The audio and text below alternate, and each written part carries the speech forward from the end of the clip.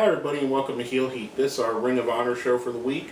My name is George Coles. This is my tag team partner, John Cronus. That's not bad. I'll have to give you that. Thanks, Perry Saturn. Gary Rhodes, everybody. Now let's go right into the show. We have the first match of the show was Colin Delaney, yes, that Colin Delaney, versus Mark Briscoe. Colin Delaney looked great, though. I have to say, he looked, what, 25 pounds heavier? Yeah, he looked more muscle mass, cut his hair, grew a beard. He's differentiated from the guy you remember as the jobber on WCW or WWE's version of ECW. He actually looks kind of like a little bit of a taller, lankier Daniel Bryan. In fact, the fans were calling him Goatface Jr. Yeah, which was fine. I thought the guy put a good showing on. Now, this is something I wanted to talk about, not to take too far off of the match, but we've been kind of, I would say we hard necessarily, but we've been kind of a little bit harder on Mike Mondo than a lot of people in Ring of Honor. Do you think, and I know what we say, a lot of what we say is he's not distanced himself from the Spirit Squad, whereas Colin Delaney looks like a totally different guy than he did when you last remembered seeing him. I think that's what Mondo needs. Mondo needs a whole revamp. Maybe go drop 20 pounds or put on 20 pounds. Well, you know, I don't think his body could handle much more weight. Well, just drop it or something. Just do something different. Shave your hair off. Grow a beard. Something different that would, when you put a picture of the Spirit Squad Mike Mondo up and put a picture of today's Mike Mondo up, it looks totally different. And if you put a picture of Delaney up now next to Delaney from, what was it, 4 or 5 years ago? Yeah, about that. If not more. You really, they look like brothers instead of the same person, I think. Yeah.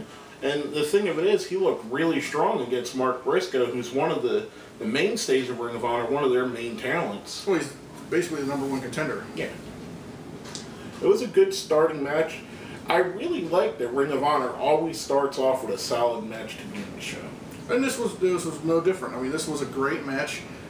Mark let Delaney hit some good spots on him. Delaney let Mark hit some great spots on him. Decent back and forth. Not a great back and forth match, but you knew Mark was going to win. Yeah. Mark won, but it went in good fashion. But I think Colin Delaney looked just as good in the loss. So. Oh yeah, that's the thing. He wasn't a squash like he would have took from Sheamus all them years ago. This kid looks like a contender. He's cleaned up good. He's got rid of all the long hair, shortened the hair up. He actually is wearing rustling tights instead of, what was it? He was wearing like trunks or something like that. No, he had to, remember he wore the singlet, but he would leave the singlet down. Yeah. He looks more like a wrestler.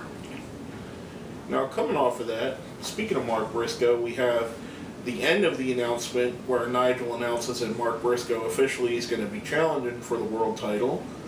And that brings out the American Wolves that say the Wolves are going to fight each other at Border Wars as well, which brings in Steve Corino questioning why his man, Matt Hardy, hasn't got his title shot that he earned.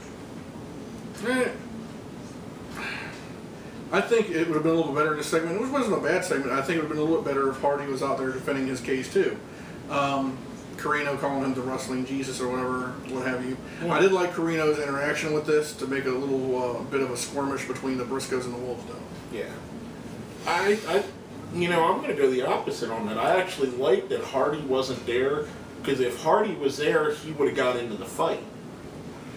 I like the fact that Carino drove a wedge between the Briscoes and the Wolves, two teams that should be fighting against Scum, instead of fighting amongst each other.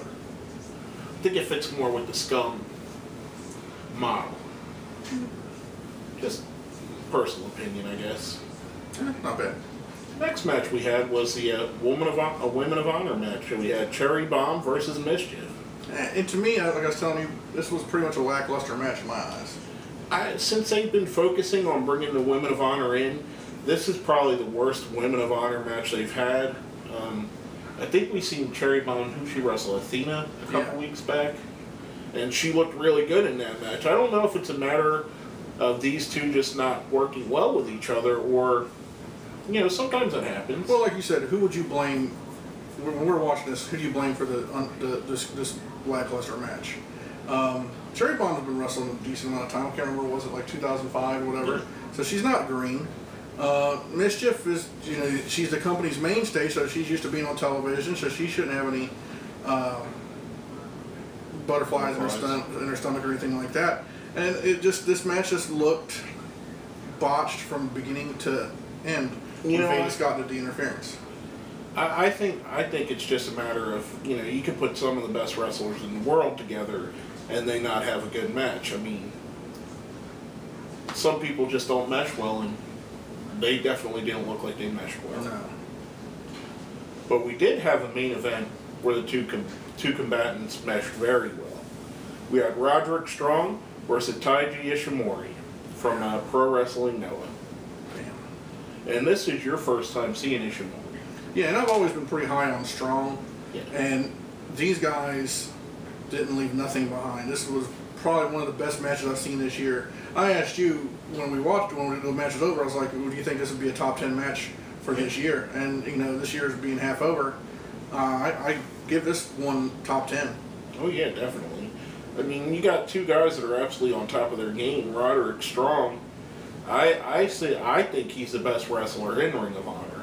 If not the best, one of the very few on the short list. Well, like we were talking about the Elgin match and the Machine Gun Anderson match. Like, that was a really great match too. This had the same amount of excitement, but like you were saying, that was a match where two guys were destroying each other, where this was a chess game. Yeah. And you know what? I was not bored at all with this chess game. This chess game, it could have went. This match could have went an hour, and I would have been happy. You know what it reminded me of?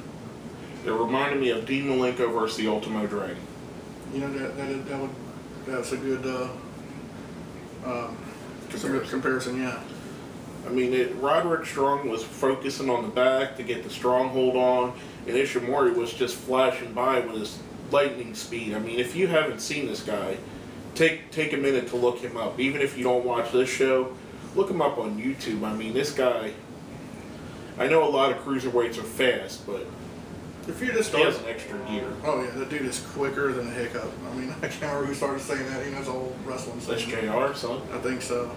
But I mean, this match did not leave nothing behind, and it really made you wonder which one was going to win. It wasn't like, oh, okay, well, Taiji Ishimori is going to win this because he lost it to whatchamacallit He last lost week. to Edwards at the pay-per-view. Yeah, this one here, this match was just excellent. Roderick Strong looked strong during this match. Yeah. And they even showed at the end, they stayed with it and showed them both shaking hands, and which I thought was a nice touch. Oh, I A lot of times they cut away from the code of honor before at the last match, but they stayed with it and they gave it a nice touch. Made this more of an athletic competition.